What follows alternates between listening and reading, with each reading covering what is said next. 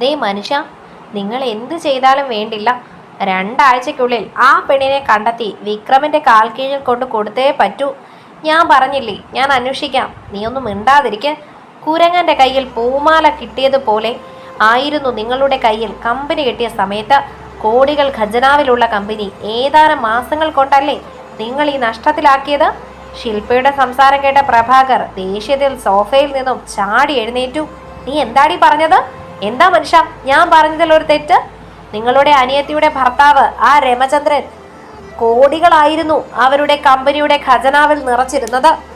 അത്രയും കോടികൾ വെറും മാസങ്ങൾ കൊണ്ടാണ് നിങ്ങൾ ഇല്ലാതാക്കി കമ്പനി പാപരാക്കിയത്. ഇനിയും ശില്പയുടെ വാക്കുകൾ പ്രഭാകരനെ കേട്ടു നിൽക്കാൻ അനുവദിച്ചില്ല. പ്രഭാകർ ഒന്നും നോക്കിയില്ല, കൈ ഉയർത്തി കരണം നോക്കി ആഞ്ഞൊരടി കൊടുത്തു. അമ്മയുടെയും അച്ഛന്റെയും കോഴിപ്പോര് പോലെയുള്ള ഈ തല്ല് കണ്ട് ആതിര തെല്ലെന്നു ഭയന്നു. അമ്മയുടെ കരണത്തെ കിട്ടിയ അടി കണ്ടപ്പോൾ അവർക്ക് കിട്ടിയതുപോലെ ആയിരുന്നു. അയ്യോ മതി, ഒന്ന് നിർത്ത്. നിങ്ങൾ ഇവിടെ കിടന്ന കാട്ടുകോഴികളെ പോലെ പോരടിക്കല്ലേ. ഇപ്പൊ നിങ്ങൾ രണ്ടുപേരും തല്ലി പിരിയുകയല്ല വേണ്ടത്, നമ്മുടെ കമ്പനി എങ്ങനെയെങ്കിലും കര കയറ്റാൻ നോക്കുകയാണ് വേണ്ടത്. എന്നാ നീ പൊടി വിക്രമിന്റെ കൂടെ. പ്രഭാകർ സഹി കെട്ടുകൊണ്ട് മകളോടായി ആക്രോശിച്ചു. അയ്യോ അച്ഛ, ഞാനോ? അതേടി, നീ തന്നെ. നിനക്കല്ലായിരുന്നോ ഈ കമ്പനി സ്വന്തമാക്കി ഗൗരിയെ പുറത്താക്കാനുള്ള ത്വര? അച്ഛാ, ഞാൻ പറഞ്ഞില്ലേ, നമ്മൾ വഴക്കിട്ടിട്ട് ഒരു കാര്യവുമില്ല. ഇപ്പോൾ നമുക്ക് വേണ്ടത് നമ്മുടെ കമ്പനി തിരിച്ചു പിടിക്കാന്നുള്ളതാണ്. വിക്രം എന്നെയാണ് ചോദിച്ചിരുന്നതെങ്കിൽ തീർച്ചയായും ഞാൻ പോയി കമ്പനി രക്ഷിച്ചേനെ. മകളുടെ വാക്കുകൾ കേട്ട് കിളി പോയി നിന്ന ശില്പ അവളുടെ അടുത്തേക്ക് വന്ന് ചോദിച്ചു. അപ്പുമോളെ, നീ വിക്രമിന്റെ അടുത്തേക്ക് പോകുമോ? ആതിരി ഒരു ഞെട്ടലോടെ അമ്മയെ നോക്കി. അമ്മയ്ക്ക് ഭ്രാന്താണോ ഈ പറയുന്നത്? ഞാൻ പറഞ്ഞപ്പോ പറഞ്ഞു പോയതാണ് അങ്ങനെ, അല്ലാതെ ഞാൻ അവന്റെ അടുത്തേക്ക്. ഛി! സത്യത്തിൽ അടി കിട്ടിയ ഷോക്കിലായിരുന്നു ശില്പ. അല്ലെങ്കിൽ തന്നെ ഞാൻ എങ്ങനെ പോകാനാ? ഓൾറെഡി ഞാനും കിരണും തമ്മിലുള്ള കല്യാണം ഫിക്സ് ചെയ്തതല്ലേ. ഇനി ഞാൻ വിക്രമിന്റെ കൂടെ പോയാൽ അത് വലിയ ബുദ്ധിമുട്ടായിരിക്കും. പ്രഭാകർ മക്കളുടെ പിച്ചുമേയും കേട്ട് ദേഷ്യപ്പെട്ടു. ഒന്ന് നിർത്ത് മോളെ, എങ്ങനെയെങ്കിലും ആ പെണ്ണിനെ കണ്ടുപിടിക്കാൻ നോക്ക്. പറ്റുമെങ്കിൽ കിരണിനെയും കൂട്ടിക്കൂ. കിരൺ വിളിച്ചാൽ എന്തായാലും ഗൗരി വരാതിരിക്കില്ല. അത് കേട്ടതും ആതിരയുടെ മുഖമൊന്ന് വാടി. കാരണം ഗൗരിയും കിരണുമായുള്ള വിവാഹം കുഞ്ഞിലെ വീട്ടുകാർ പറഞ്ഞു വെച്ചതായിരുന്നു. അന്നു മുതൽ ഗൗരി കിരണിനെ ആത്മാർത്ഥമായി പ്രണയിച്ചിരുന്നു. കിരണും തിരിച്ച് അങ്ങനെ തന്നെ ആയിരുന്നു. പിന്നീടാണ് ആതിരയുടെ വീട്ടുകാർ സ്വത്തുക്കളെല്ലാം ആതിരയുടെയും അവളുടെ വീട്ടുകാരുടെ പേരിലും ആക്കിയതായി അറിഞ്ഞത്. കിരണുമായി ചെറിയ ഇഷ്ടമുണ്ടായിരുന്ന ആതിര അത് മുതലെടുത്തത് കിരണിനെ അവൾ പ്രപ്പോസ് ചെയ്തു. തിരിച്ചു കിരണും അങ്ങനെ തന്നെയായിരുന്നു. സ്വത്തുക്കളൊന്നുമില്ലാതെ ഗൗരി ആകെയുള്ളത് ക്യാൻസർ ബാധിച്ച അനിയൻ മാത്രമാണ്. അതിനും എത്രയോ നല്ലതാണ് കോടികൾ ആസ്തിയുള്ള ആതിരയെ വിവാഹം കഴിക്കുന്നത് എന്ന് കിരൺ ചിന്തിച്ചു. പക്ഷേ ഇപ്പോഴും കിരണിന് ഗൗരിയോട് ഒരു ചെറിയ ചായവുള്ളതായി ആതിര ശ്രദ്ധിച്ചിട്ടുണ്ട്. എന്തുകൊണ്ടും ആതിരയേക്കാൾ എത്രയോ ഭംഗിയാണ് ഗൗരിയെ കാണാൻ. സ്വഭാവത്തിലും അങ്ങനെ തന്നെയാണ്. ഗൗരി ഒതുങ്ങിയുള്ളൊരു നടത്തമായിരുന്നു. ആകെ പരിചയമുള്ളത് അവൾക്ക് കിരൺ മാത്രമായിരുന്നു. മറ്റുള്ള ഒരു ബോയ്സിനോടും ഗൗരി ഇടപെടുന്നത് കിരൺ കണ്ടിട്ടില്ല. എന്നാൽ ആതിര അങ്ങനെയല്ല. അവൾക്ക് ഒരേ സമയം ഒരുപാട് ആൺകുട്ടികളുമായി അടുപ്പമുണ്ട്. പോരാത്തതിൽ 1-2 ബെസ്റ്റികളും. ഗൗരിക്ക് കോളേജിൽ നിന്നും പ്രപ്പോസലുകൾ വരുമ്പോൾ ഗൗരി അത് വള്ളിപുള്ളി തെറ്റാതെ കിരണിനോടായി പറഞ്ഞിരുന്നു. അന്നെല്ലാം കിരണിന് അത് വല്ലാത്തൊരു അസ്വസ്ഥതയായി തോന്നിയിരുന്നു. ആ സമയത്ത് ഗൗരി അവൻ ചീത്ത പറയുമായിരുന്നു. എന്നാൽ ഇപ്പോൾ ആതിരയാവട്ടെ, അവളെ ആരെങ്കിലും പ്രപ്പോസ് ചെയ്താൽ അവരോട് കൊഞ്ചി കൊഞ്ച് സംസാരിക്കുകയാണ് അവളുടെ പതിവ്. ഇതേ സമയം സിദ്ധാർത്ഥിന്റെ വീട്ടിൽ റൂമിൽ സിദ്ധാർത്ഥ ഗൗരിയുടെ കാര്യങ്ങൾ അവൻ മെയിൽ ചെയ്യുന്നത് നോക്കിയിരിക്കുകയായിരുന്നു. സിദ്ധാർത്ഥ അവന്റെ ഓഫീസ് റൂമിലാണ് ഇരിക്കുന്നത്. ഗൗരിയുടെ വിഷമം കണ്ട് അമ്മയ്ക്ക് ഒരു സമാധാനവും ഉണ്ടായിരുന്നില്ല. അതുകൊണ്ട് തന്നെ സിദ്ധാർത്ഥിനോട് ഓഫീസ് കാര്യങ്ങൾ നോക്കിക്കോ എന്നും പറഞ്ഞ് അമ്മ ഗൗരിയുടെ അടുത്ത് ഇരിപ്പായി. വർമ്മ തന്റെ ഭാര്യയുടെ വിഷമം കണ്ട് ഭാര്യയുടെ അടുത്തും ഇരിപ്പായി. സത്യത്തിൽ മൂവരും ഇപ്പോൾ ഗൗരിയുടെ റൂമിലാണ്. ഇടയ്ക്ക് ഗൗരിയുടെ വിഷമം ഒന്ന് മാറി. അവൾ അമ്മയൊന്ന് നോക്കി ചെറുതായി പുഞ്ചിരിച്ചു. അത് കണ്ടപ്പോഴാണ് അമ്മയ്ക്ക് ശ്വാസം നേരെ വീണത്. എന്റെ മോളെ, അമ്മ എത്ര വിഷമിച്ചു എന്ന് നിനക്കറിയാമോ? അവൾ അമ്മയുടെ നെഞ്ചിലേക്ക് പതിയെ ചേർന്ന് കിടന്നു.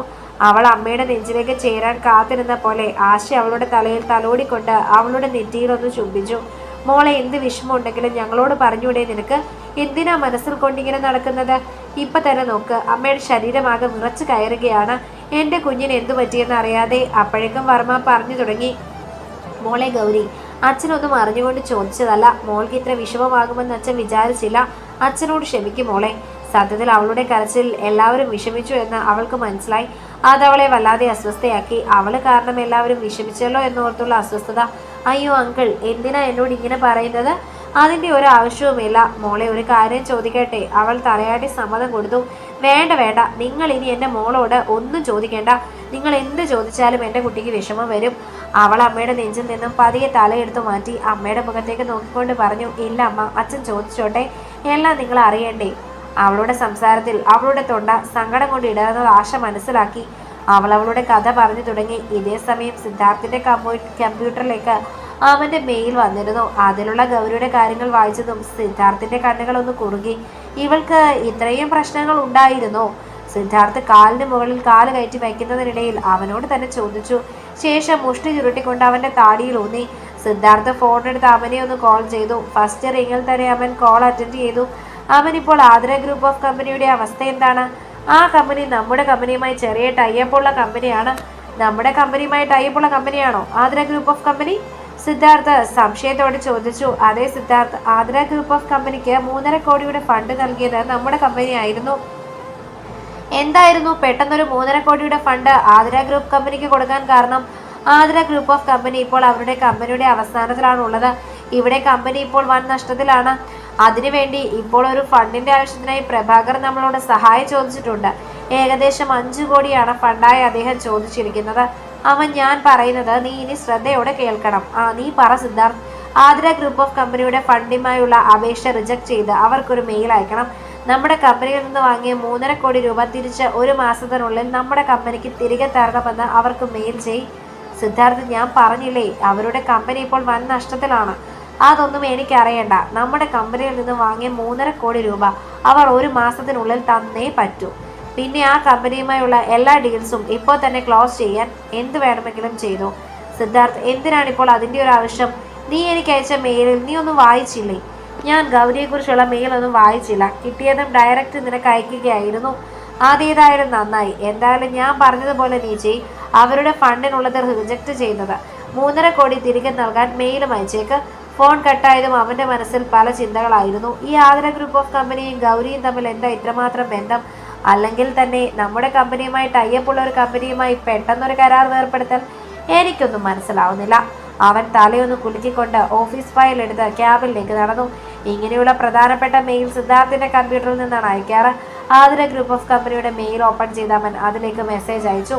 ഗൗരിയുടെ കാര്യങ്ങളെല്ലാം അറിഞ്ഞ വർമ്മയ്ക്കും ആഷിക്കും അത് വല്ലാത്തൊരു വിഷമമായിരുന്നു. പെട്ടെന്നാണ് റൂമിലേക്ക് സിദ്ധാർത്ഥ് കടന്നു വന്നത്. അച്ഛൻ, ഞാൻ ഓഫീസിലേക്ക് ഇറങ്ങുകയാണ്, ഒരല്പം വൈകും വരാൻ. സിദ്ധാർത്ഥ് പറയുന്നത് കേട്ട് വർമ്മ അവൻ്റെ അടുത്തേക്ക് ചെന്നു. ശേഷം അവനെ മാറ്റി വിളിച്ചുകൊണ്ട് പറഞ്ഞു, മോനെ, നിനക്ക് ഗൗരിയുടെ കാര്യങ്ങളെല്ലാം അറിയാമോ?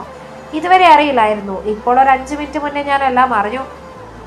നീ ഞാനൊരു കാര്യം പറഞ്ഞത് ചെയ്യുമോ? എന്താ അച്ഛാ? നീ അമ്മയെ കണ്ടില്ലേ? അവളുടെ കാര്യത്തിൽ അമ്മയ്ക്ക് ഒരുപാട് വിഷമമുണ്ട്. ഒറ്റ ദിവസം മാത്രം പരിചയമുള്ള അവളെ ഓർത്ത് എത്രമാത്രം വിഷമിക്കുന്നു എന്ന് നിനക്കറിയില്ലേ? അതുകൊണ്ട് നമുക്ക് മോളുടെ എല്ലാം മോൾക്ക് തിരിച്ചു നൽകാം. അവളുടെ സ്വത്തും കമ്പനിയും എല്ലാം നീ അവൾക്ക് നൽകണം. അതിന് എത്ര പണം ചെലവാക്കിയാലും വേണ്ടില്ല. ഞാനും ആ ഒരു തീരുമാനത്തിൽ തന്നെയാണ്. സത്യത്തിൽ അച്ഛനും അമ്മയ്ക്കും മുന്നിൽ ഒരു വാടക ഭാര്യ മാത്രമാണ് ഗൗരി. എന്നിട്ടും അവൾക്ക് വേണ്ടി ഈ ഒരു കാര്യം ചെയ്തു കൊടുക്കാൻ അവൻ്റെ മനസ്സിലിരുന്ന് ആരോ പറയുന്നത് പോലെ അവന് തോന്നി. എന്നെങ്കിലും ഇവിടെ നിന്ന് അവർക്ക് പോകേണ്ടി വന്നാൽ മറ്റൊരിടമില്ലാതെ ആവരുതെന്ന് സിദ്ധാർത്ഥിന് തോന്നി. പെട്ടെന്നുള്ള വർമ്മ ഗ്രൂപ്പിന്റെ മേൽക്കണ്ട പ്രഭാകർ വല്ലാതെ സന്തോഷിച്ചു പോയി. ആതിര ഗ്രൂപ്പ് ഓഫ് കമ്പനി ഉയർച്ചയിലെത്തിക്കാൻ വേണ്ടി പ്രഭാകർ കുറച്ച് പണം വർമ്മ ഗ്രൂപ്പിൽ ചോദിച്ചിരുന്നു. എന്നാൽ ആ മെയിൽ തുറന്നതും പ്രഭാകർ ഒരു ഞെട്ടലോടെ നിന്നു. മുൻപ് താൻ വാങ്ങിയ 3.5 കോടി രൂപ തിരിച്ചു തരാനാണ് ഗ്രൂപ്പിന്റെ മെയിൽ വന്നിരിക്കുന്നത്. അത് കണ്ടതും അയാളുടെ തലയിൽ ഇടുത്തി വീണത് പോലെയായിരുന്നു. വെറും 2 ആഴ്ച മാത്രമാണ് വർമ്മ ഗ്രൂപ്പ് പ്രഭാകരന് നൽകിയ സമയം. നെറ്റിയിൽ വിയർപ്പ് പൊടിഞ്ഞു തുടങ്ങി. പ്രഭാകരന്റെ ശരീരം മുഴുവൻ അയാൾക്ക് ചൂട് അനുഭവപ്പെട്ടു. എവിടെ നിന്നാണ് താൻ 3.5 കോടി രൂപ 2 ആഴ്ചക്കുള്ളിൽ ഉണ്ടാക്കുന്നത്? പ്രഭാകർ അല്പനേരം സോഫയിലേക്ക് ചാഞ്ഞു കിടന്നു. ഇനി തനിക്ക് മുന്നിൽ വേറെ വഴിയില്ല. എങ്ങനെയെങ്കിലും ഗൗരിയെ കണ്ടെത്തി വിക്രമന് കൈമാറുക, അതേ ഇനി മാർഗമുള്ളൂ. എന്തോ തീരുമാനിച്ചുറപ്പിച്ചതുപോലെ പ്രഭാകർ വീട്ടിൽ നിന്നും ഇറങ്ങി. അന്ന് രാത്രി ആഹാരം കഴിക്കുന്നതിനിടയ്ക്ക് എല്ലാവരും നല്ല രീതിയിൽ സംസാരിച്ചിരുന്നു. ചിരിയും കളിയും തമാശയുമായി അവരുടെ ഡൈനിങ് ഏരിയ അതിമനോഹരമായിരുന്നു. അറിയാതെയാണെങ്കിലും ഇടയ്ക്കിടയ്ക്ക് ഗൗരിയുടെ കണ്ണുകൾ സിദ്ധാർത്ഥനെ തേടി പോകുന്നുണ്ടായിരുന്നു. എന്തോ ആവശ്യത്തിന് വേണ്ടി തിരിഞ്ഞപ്പോഴാണ് സിദ്ധാർത്ഥ അത് ശ്രദ്ധിച്ചത്. ഇവൾ എന്നെ തന്നെയാണോ നോക്കുന്നത്? സിദ്ധാർത്ഥ അവളെ തന്നെ വീക്ഷിക്കാൻ തീരുമാനിച്ചു. അവന് തെറ്റിയില്ല. സത്യത്തിൽ അവൾ അവനെ തന്നെയാണ് നോക്കുന്നത്. അവളുടെ ആ നോട്ടത്തിനൊരു പ്രത്യേകതരം ഭംഗിയുള്ളതായി സിദ്ധാർത്ഥിന് തോന്നി. മുൻപൊരു പെൺകുട്ടിയിലും ഇങ്ങനെ ഒരു ഭംഗി അവനെ ആകർഷിച്ചിട്ടില്ല. അനന്യ പോലും അവനെ എങ്ങനെ കുറുകി നോക്കുന്നത് അവൻ ഇതുവരെ കണ്ടിട്ടില്ല. ആഹാരം കഴിച്ചു കഴിഞ്ഞ് എല്ലാവരും റൂമിലേക്ക് നടന്നു. അപ്പോഴാണ് ആശയും വർമ്മയും മക്കളിരുവരും ഇരുമുറികളിലായാണ് താമസിക്കുന്നതെന്ന് മനസ്സിലാക്കിയത്. സിദ്ധു, എന്താ ഇത്? സിദ്ധാർത്ഥിനോടായി ആശ ചോദിച്ചു. ഗൗരിയും ആ ശബ്ദം കേട്ട് തിരിഞ്ഞു നോക്കി. ഒന്നും മനസ്സിലാവാതെ പുരികമുയർത്തി. എന്താണെന്ന അർത്ഥത്തിൽ സിദ്ധാർത്ഥ അമ്മയെ നോക്കി. മോനെ സിദ്ധു, നിങ്ങൾ ഇരുവരും 2 മുറികളിലാണോ കിടക്കുന്നത്? സിദ്ധാർത്ഥ അമ്മയെ തന്നെ നോക്കിയൊരു വിളറിയ ചിരി ചിരിച്ചു. നിങ്ങളോടാണ് ചോദിച്ചത്. അത് വിവാഹം കഴിഞ്ഞതല്ലേ ഉള്ളൂ. അല്പം കഴിഞ്ഞ് ഒരുമിച്ച് കിടക്കാമെന്ന് കരുതി. എന്തൊക്കെയാ സിദ്ധു നീ പറയുന്നത്? ഇപ്പോഴത്തെ കാലത്തെ കുട്ടികൾ വിവാഹം കഴിയാതെ വരെ ഒപ്പം കിടക്കുന്നു. എന്നിട്ടാണ് വിവാഹം കഴിഞ്ഞ നിങ്ങൾ. മോളെ ഗൗരി, ഇത് ശരിയല്ല. ചെല്ല, സിദ്ധാർത്ഥിന്റെ കൂടെ അവന്റെ റൂമിലേക്ക് പോകൂ. അവൾ ഒരു ഞെട്ടലോടെ സിദ്ധാർത്ഥിനെ നോക്കി. സിദ്ധാർത്ഥ് പതിയെ അവളുടെ അരികിലേക്ക് നിന്നുകൊണ്ട് പറഞ്ഞു, നീ റൂമിലേക്ക് വാ, അമ്മയെ വിഷമിപ്പിക്കല്ലേ. അവൾക്ക് ഭയം കൊണ്ട് അവളുടെ കണ്ണുകൾ ഇപ്പോൾ വെളിയിൽ വരുമെന്ന അവസ്ഥയായി. ഈശ്വര, ഞാൻ ഇങ്ങരുടെ കൂടെ ഇങ്ങരുടെ റൂമിലോ? ഇന്നലെ ഒറ്റ രാത്രി കൊണ്ട് എന്നെ ചമ്മന്തി പരുവാക്കിയതാ. എന്നോട് ആ റൂമിലേക്ക് കയറരുതെന്ന് ഇദ്ദേഹം പറഞ്ഞതല്ലേ. എന്തൊക്കെയോ വരാനിരിക്കുന്നത് പോലെ മനസ്സ് പറയുന്നു. ഈശ്വര. ഗൗരി, നീ എന്തായി ആലോചിച്ച് നിൽക്കുന്നേ? നിങ്ങൾ തന്നെയല്ലേ പറഞ്ഞത് നിങ്ങളുടെ റൂമിലൊന്നും അനാവശ്യമായി കയറരുത് എന്ന്? നിന്നെ ഞാൻ തന്നെയല്ലേ വിളിക്കുന്നത്? വാ ഇങ്ങോട്ട്. ഞാൻ വരില്ല. ഞാൻ എന്തിനു വരണം? ഇത് വെറും ഒരു കരാർ വിവാഹം മാത്രമല്ലേ. മുകളിൽ നിന്ന് മക്കൾ പരസ്പരം കുശുകുശിക്കുന്നത് കണ്ട് ആശ അവരോട് പറഞ്ഞു, എന്താ മക്കളെ ഇത്? നിങ്ങൾ ഞങ്ങളെ ഒരു മുത്തശ്ശനും മുത്തശ്ശിയും പെട്ടെന്നൊന്നും ആക്കില്ലെന്നുണ്ടോ? അത് കേട്ടതും ഗൗരി ഞെട്ടലോടെ സിദ്ധാർത്ഥിനെ നോക്കി. ഗൗരി, നീ വാ. സിദ്ധാർത്ഥ് അവളോട് പറഞ്ഞു. എന്തിന്? അമ്മയും അച്ഛനെയും മുത്തശ്ശനും മുത്തശ്ശി ആക്കാനോ? അതൊക്കെ നമുക്ക് തീരുമാനിക്കാം. അവൻ പറഞ്ഞ് പകുതിയിൽ വച്ച് നിർത്തി. എന്താ നിർത്തി കളഞ്ഞത്? ബാക്കി കൂടി പറ. എന്റെ ഗൗരി, ഇപ്പൊ വാശി പിടിക്കല്ലേ. അമ്മയെ നിനക്ക് അറിയാലോ. ശരി, ഇവരെല്ലാവരും ഉറങ്ങിയിട്ട് ഞാൻ റൂമിലേക്ക് തന്നെ വരും. അല്ല, നിന്നെ ഞാൻ അവിടെ രാവിലെ വരെ കിടത്താം. സിദ്ധാർത്ഥ ദേഷ്യത്തിൽ അവളെ നോക്കിക്കൊണ്ട് അവളുടെ കൈയും വലിച്ചുകൊണ്ട് റൂമിലേക്ക് പോയി. എന്തിനാ ഇങ്ങനെ മുറുകെ പിടിക്കുന്നത്? നല്ല വേദനയുണ്ട് സിദ്ധാർത്ഥ്. നിന്നെ ഞാൻ അവിടെ നിന്ന് നല്ല രീതിയിൽ വിളിച്ചതല്ലേ. നീ വാശി പിടിച്ചിട്ടല്ലേ? സിദ്ധാർത്ഥ അവളുടെ കൈ പതിയെ വിട്ടു. ഗൗരി ആ റൂം അപ്പോഴാണ് കണ്ടത്. നല്ല വലുപ്പമുള്ള, അകത്ത് തന്നെ സ്വിമ്മിംഗ് പൂൾ സെറ്റ് ചെയ്ത ഒരു ഹോട്ടൽ റൂം പോലെ അവൾക്ക് തോന്നി.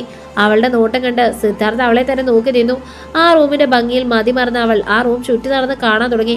പെട്ടെന്നാണ് കാല് വഴുതി പൂളിലേക്ക് വീണത്. ഇത് കണ്ട സിദ്ധാർത്ഥ ആദ്യം ചിരിച്ചെങ്കിലും അവളുടെ ഭയത്തിലുള്ള കൈകാലുകളിട്ടുള്ള അടിക്കേണ്ട അവന് കാര്യം പന്തിയല്ലെന്ന് മനസ്സിലായി. സിദ്ധാർത്ഥ പൂളിലേക്ക് ചാടി എടുത്ത് അവളെ പിടിച്ചുകൊണ്ട് അതിൽ നിന്ന് കയറി. എന്നാൽ അപ്പോഴേക്കും ഭയന്ന് അവളുടെ ബോധം പോയിരുന്നു. സിദ്ധാർത്ഥ അവളെ എടുത്തുവരുത്തി സോഫയിലേക്ക് കിടന്നി. ഈ പെണ്ണിന് നീന്താനും അറിയില്ലേ? സിദ്ധാർത്ഥ നെറ്റിയിൽ കൈവച്ച് നിന്നു. ശേഷം അവളുടെ പൾസ് അവൻ നോക്കി. വെള്ളം കുടിച്ചിട്ടുണ്ടാവുമെന്ന് മനസ്സിലാക്കിയ സിദ്ധാർത്ഥ അവളുടെ വയറ്റിൽ നല്ലതുപോലെ പുഷ് ചെയ്യാൻ തുടങ്ങി. ശേഷം അവളുടെ മൂക്കിന്റെ താഴെ വിരൽ വെച്ച് നോക്കി. അവളുടെ ശ്വാസം പുറത്തേക്ക് വരാത്ത കണ്ട് സിദ്ധാർത്ഥ ഒന്ന് ഞെട്ടി. ഇനി എന്താ ചെയ്യുക? ഈ പെണ്ണിനൊരു ശ്രദ്ധയില്ലാതെയാണല്ലോ നടക്കുന്നത്. അവൻ പതി അവളുടെ നെഞ്ചിൽ തലവെച്ച് അവളുടെ ഹാർട്ട് ബീറ്റ് കേൾക്കുന്നുണ്ടോ എന്ന് നോക്കി. ശേഷം മനസ്സോടെ അവളുടെ ചുണ്ടിന് നേരെ അവൻ നീങ്ങി. അവളുടെ ചുണ്ടോട് ചുണ്ട് ചേർത്ത് സിദ്ധാർത്ഥ അവൾക്ക് കൃത്രിമ ശ്വാസം നൽകാൻ ശ്രമിച്ചു. ഏതാനും സെക്കൻഡുകൾ കൊണ്ട് ഗൗരി കണ്ണു തുറന്നു. അവളുടെ ചുണ്ടിൽ ചുണ്ടമർത്തി തനിക്ക് മുകളിലായി നിൽക്കുന്ന സിദ്ധാർത്ഥിനെ കണ്ട് അവളൊന്ന് ഭയന്നു. പെട്ടെന്ന് സിദ്ധാർത്ഥിനെ തള്ളി മാറ്റിക്കൊണ്ട് അവൾ ദേഷ്യത്തിൽ അവനോട് പറഞ്ഞു, നിങ്ങൾക്ക് ഇങ്ങനെ ചെയ്യാൻ ആരനുവാദം തന്നു മിസ്റ്റർ? ഒന്നും മനസ്സിലാവാതെ സിദ്ധാർത്ഥ അവളെ തന്നെ നോക്കി നിന്നു. എന്ത്? ഞാൻ നിന്നെ എന്ത് ചെയ്തതാണ്? നിങ്ങളിപ്പോൾ എന്താ എന്നെ ചെയ്തത്? നീയല്ലേ വെള്ളത്തിൽ വീണത്? നിന്നെ രക്ഷിക്കാൻ നോക്കി. അല്ല, നിങ്ങൾ എന്നെ മുതലെടുക്കുകയായിരുന്നു. പുരികമുയർത്തി സിദ്ധാർത്ഥ അവളെ രൂക്ഷമായി നോക്കി. എന്ത്? നിന്നെ പോലെ ഒരു പീറ പെണ്ണിനെ മുതലെടുക്കാൻ മാത്രം താരം താഴ്ന്ന ആളല്ല ഞാൻ. നിങ്ങളൊന്നും പറയണ്ട. നിങ്ങൾ എനിക്ക് ബോധമില്ലാത്തത് മുതലെടുക്കുകയായിരുന്നു. അത് കേട്ടതും സിദ്ധാർത്ഥന് അവളോട് ദേഷ്യം ഇരച്ചു കയറി. അവളെ എടുത്ത് ഉയർത്തി സിദ്ധാർത്ഥ നേരെ പൂളിലേക്ക് തന്നെ ഒറ്റയിടലായിരുന്നു. ആദ്യത്തേതുപോലെ അവൾ കൈകാലിട്ട് അടിക്കുന്നത് കണ്ട് സിദ്ധാർത്ഥ കൈകെട്ടി നോക്കി നിന്നു. അവന്റെ മുഖത്തൊരു ദയയോ കരുണയോ ഉണ്ടായിരുന്നില്ല. സിദ്ധ് അവൾ വെള്ളത്തിൽ ഉയർന്നു താഴ്ന്നുകൊണ്ട് വിളിച്ചു. 1 മിനിറ്റിന് ശേഷമാണ് സിദ്ധാർത്ഥ അവളെ രക്ഷിക്കാൻ ആ വെള്ളത്തിലേക്ക് വീണ്ടും ചാടിയത്. എന്നാൽ അവൾക്കിപ്പോൾ ബോധമുണ്ടായിരുന്നു. അവളെ അരക്കെട്ടിലൂടെ ചുറ്റിപ്പിടിച്ചുകൊണ്ട് അവൻ നേരെ ഉയർത്തി. സിദ്ധാർത്ഥ അവളുടെ കണ്ണിലേക്ക് തന്നെ നോക്കി. അവൾക്കിപ്പോൾ കാര്യങ്ങൾ മനസ്സിലായിരുന്നു. സിദ്ധാർത്ഥ അവൾക്ക് കൃത്രിമ ശ്വാസം നൽകിയതാണെന്ന് മനസ്സിലാക്കി അവൾ അവനെ നോക്കിയത് വിറയാർന്ന് പുഞ്ചിരിച്ചുകൊണ്ട് പറഞ്ഞു, സോറി. അത് കേട്ടതും സിദ്ധാർത്ഥ അവളെ വെള്ളത്തിലേക്ക് ഒന്നുകൂടി മുക്കി പിടിച്ചു. ഏതാനും സെക്കൻഡിന് ശേഷം ഉയർത്തി അവളെ ഒന്നുകൂടി നോക്കി. നിങ്ങൾ എന്താ ചെയ്യുന്നത്? ശ്വാസം കിട്ടാതെ ഗൗരി അവരോട് ചോദിച്ചു. ഇരുവരും നനഞ്ഞ് പരസ്പരം അടുത്തടുത്തായാണ് നിന്നത്. സിദ്ധാർത്ഥ അവളുടെ അരക്കെട്ടിലൂടെ കൈയിട്ട് ഒന്നുകൂടി അവളെ അവനോട് ചേർത്തുകൊണ്ട് അവളുടെ കണ്ണിലേക്ക് തന്നെ നോക്കി നിന്നു. അവന്റെ നോട്ടം കണ്ട് സത്യത്തിൽ അവൾക്ക് അടിവയറിലൂടെ എന്തോ കടന്നു പോകുന്നത് പോലെ ആയിരുന്നു. അവന്റെ ശരീരത്തോട് ഒട്ടി നിൽക്കും തോറും അവൾക്ക് വല്ലാത്തൊരു അനുഭൂതി നിറഞ്ഞ അവസ്ഥയായിരുന്നു. സിദ്ധുവിന് മറിച്ചായിരുന്നില്ല. ഇരുവരുടെയും നെഞ്ചിന് മുകൾ ഭാഗം മാത്രം വെള്ളത്തിലല്ലാതായിരുന്നു ഉണ്ടായിരുന്നുള്ളൂ. ഗൗരി ഭയത്താൽ സിദ്ധാർത്ഥന്റെ കാലിൽ ചവിട്ടി നിൽക്കുകയാണ്. സിദ്ധാർത്ഥ ഒരു കൈകൊണ്ട് അവളെ ഇടുപ്പിൽ പിടിച്ച് അവളെ അവനിലേക്ക് കൂടുതൽ അടുപ്പിച്ച് മറുകൈ അവളുടെ മുഖത്തേക്ക് നനവോടെ വീണു കിടന്ന മുടിയെ അവളുടെ ചെവിയുടെ ഇടയിലേക്ക് തിരികെ വെച്ചു. സിദ്ധാർത്ഥിന്റെ ആ പ്രവൃത്തിയിൽ അവൾ വല്ലാതെയായി. പതിയെ സിദ്ധാർത്ഥ അവന്റെ മുഖം അവളുടെ മുഖത്തോട് താഴ്ത്തി വന്നു. അവൾക്ക് അടിവയറിനടുത്തൂടെ കറണ്ട് പോകുന്നത് പോലെ കുളിര് തോന്നി. അവളുടെ കൈ അറിയാതെ അവന്റെ ഷോൾഡറിൽ മുറുകി. സിദ്ധാർത്ഥ അവളുടെ കഴുത്തിനോട് അടുത്ത് ചെന്ന് അവളുടെ ചെവിയിൽ ചുണ്ടു മുട്ടിച്ചുകൊണ്ട് അവന്റെ താടി അവളുടെ കവളിൽ ഉരസി. അവന്റെ ആ പ്രവൃത്തി അവളെ എന്തിനൊക്കെയോ മോഹിപ്പിച്ചു. അവളുടെ കൈകൾ അവന്റെ തോളിൽ അമർന്നതും ഒരു കൈ അവന്റെ നെഞ്ചിലെ രോമങ്ങളെ വലിക്കുന്നതും അവൻ അറിഞ്ഞു. സിദ്ധാർത്ഥ പറ്റുന്നിടത്തോളം അവളെ അവനോട് ചേർത്തുകൊണ്ടിരുന്നു. അവളുടെ കഴുത്തിൽ അറിയാതെ അവന്റെ ചുംബനം പതിഞ്ഞത് അവൾ മനസ്സിലാക്കി. അവളുടെ ഹൃദയം ഇടിക്കുന്നത് നല്ല വേഗത്തിലായിരുന്നു. സിദ്ധുവിന്റെയും മറച്ചായിരുന്നില്ല. അവൾ പതി അവനെ വിളിച്ചു, സിദ്ധാർത്ഥ്. അവന്റെ ഒരു കൈകൊണ്ട് അവൻ അവളുടെ ചുണ്ടിൽ അമർത്തി. മിണ്ടരുത്, സിദ്ധാർത്ഥ് അവളോട് പറഞ്ഞു. പക്ഷേ സിദ്ധാർത്ഥ്, നമുക്കിടയിൽ ഇങ്ങനെ. സിദ്ധാർത്ഥ് അവളുടെ ചുണ്ട് ഒരു കൈകൊണ്ട് മുറുകെ അമർത്തി. അവൾക്ക് കരാറിന്റെ കാര്യം ഓർമ്മ വരാൻ തുടങ്ങിയിരുന്നു. അടുത്ത ഭാഗങ്ങൾക്ക് വേണ്ടി ചാനൽ സബ്സ്ക്രൈബ് ചെയ്യാൻ മറക്കല്ലേ. ചില ആരോഗ്യ പ്രശ്നങ്ങൾ കൊണ്ടാണ് ഇത്രയും ദിവസം കഥയിടാതിരുന്നത്. ഒന്നിടവിട്ട ദിവസങ്ങളിൽ ഇനി മുതൽ സ്റ്റോറി ഉണ്ടാവും കേട്ടോ. ഇനി മറ്റന്നാളാണ് സ്റ്റോറി ഉണ്ടാവുക, ശനിയാഴ്ച.